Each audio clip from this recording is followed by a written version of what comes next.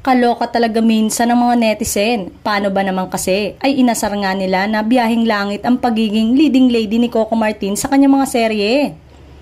Trending ngayon sa X ang post ng isang netizen kung saan tampok ang mga litrato ng mga yumaong leading lady ni Coco.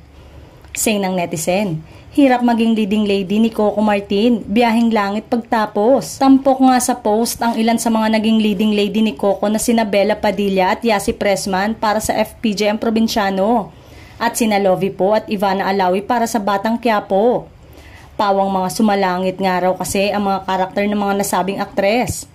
Pangurot pa ng ilang netizen, bongga raw kung si Julia Montes ang endgame ni Coco sa serye pag natatapos na ito. Hindi nga lang daw sure, dahil biro nila mukhang sa 2030 pa matatapos ang serye ni Coco. Pero sa isang tsikahan naman ay nilinaw ni OG Diaz na tinatanong naman daw ni Coco kung paano gustong umiksit ng kanyang mga leading lady at choice naman daw nila ito. Pero ito, kahit nga karamihan ng mga leading lady ni Coco ay namamayapa, di naman natin maitatanggi na lahat sila ay may chemistry sa aktor at totoong nakatulong sa serye. Abang-abang na lang tayo kung sino ang susunod na mahuhulog sa karakter ni Coco at kung paano sila i-exit.